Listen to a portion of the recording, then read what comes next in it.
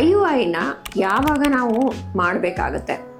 So ovulation induction ಮತ್ತು timed ಇಂಟರ್ಕೋರ್ಸು ಮಾಡಿಬಿಟ್ಟು ನ್ಯಾಚುರಲಾಗಿ ಅವರಿಗೆ ಪ್ರೆಗ್ನೆನ್ಸಿ ಆಗಿಲ್ಲ ಅಂತ ಹೇಳಿದಾಗ IUI ಮಾಡ್ತೀವಿ. ಇವಾಗ ಸ್ಪರ್ಮ್ ಫ್ಯಾಕ್ಟ್ರಿನಲ್ಲಿ ಏನಾದರೂ ಪ್ರಾಬ್ಲಮ್ಸ್ ಇರುವಾಗ, ಅಂದರೆ ಕೌಂಟು 15 ಮಿಲಿಯನ್ಗಿಂತ ಕಡಿಮೆ ಇದೆ, ಅಥವಾ ಮೊಟಿಲಿಟಿ 30%ಗಿಂತ ಕಡಿಮೆ ಇದೆ, ಅಥವಾ ನಾರ್ಮಲ್ ಫಾರ್ಮ್ಸು 4% ಕಡಿಮೆ ಇದೆ ಅಂದಾಗ IUI ಹೆಲ್ಪ್ ಆಗಬಹುದು. ಆಮೇಲೆ ಯಾವಾಗ ಅವ್ರಿಗೆ AMH ಕಡಿಮೆ ಇರುತ್ತೆ ಅಂಥ ಟೈಮಲ್ಲೂ ಕೂಡ IUI ಕೆಲವೊಂದು ಸತಿ ಹೆಲ್ಪ್ ಆಗುತ್ತೆ because of ovulation induction. So ಇನ್ನೊಂದು ವಿಷಯ ಅಂತ ಹೇಳಿದ್ರೆ, ಕೆಲವೊಂದು ಬಾರಿ ಏನಾಗುತ್ತೆ, ಅವರಿಗೆ ಇಂಟರ್ಕೋರ್ಸ್ ಮಾಡಲಿಕ್ಕೆ ಆಗ್ತಾ ಇರಲ್ಲ, ಅಂದರೆ ಸೇರ್ಲಿಕ್ಕೆ ಆಗ್ತಾ ಇರಲ್ಲ. ಸೊ ಅಂಥ ಟೈಮಲ್ಲಿ ಕೂಡ ನಾವು IUIನ ಸಜೆಸ್ಟ್ ಮಾಡ್ತೀವಿ. ಸೊ ಇದೆಲ್ಲ ಜೊತೆಯಲ್ಲಿ ಒಂದು ಅನ್ಎಕ್ಸ್ಪ್ಲೇನ್ಡ್ ಇನ್ಫರ್ಟಿಲಿಟಿ ಅಂತ ಕಂಡೀಷನ್ ಕೂಡ ಇರುತ್ತೆ. ಅಂದರೆ ಎಲ್ಲ ಟೆಸ್ಟ್ಗಳು ನಾರ್ಮಲ್ ಆಗಿ ಬರುತ್ತೆ, ಬಟ್ ಪ್ರೆಗ್ನೆನ್ಸಿ ಆಗ್ತಾ ಇರಲ್ಲ.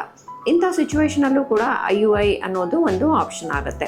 ಸೊ ಇದೆಲ್ಲ ಜೊತೆಯಲ್ಲಿ ಯಾವಾಗ ನಮಗೆ ಅವರು ಆಯಿತು ಪ್ರೆಗ್ನೆನ್ಸಿ ಆಗ್ತಾ ಇಲ್ಲ, ಏಜ್ ಆಗ್ತಾ ಇದೆ, ಮತ್ತು ಅವ್ರಿಗೆ IVF ಟ್ರೀಟ್ಮೆಂಟ್ ಅಷ್ಟಾಗಿ ಅವ್ರಿಗೆ ಇಂಟ್ರೆಸ್ಟ್ ಇಲ್ಲ ಅಂತ ಹೇಳಿದಾಗ ಕೂಡ ನಾವು IUI ಅನ್ನೋದನ್ನು ನಾವು ಬಳಸ್ಬೋದು.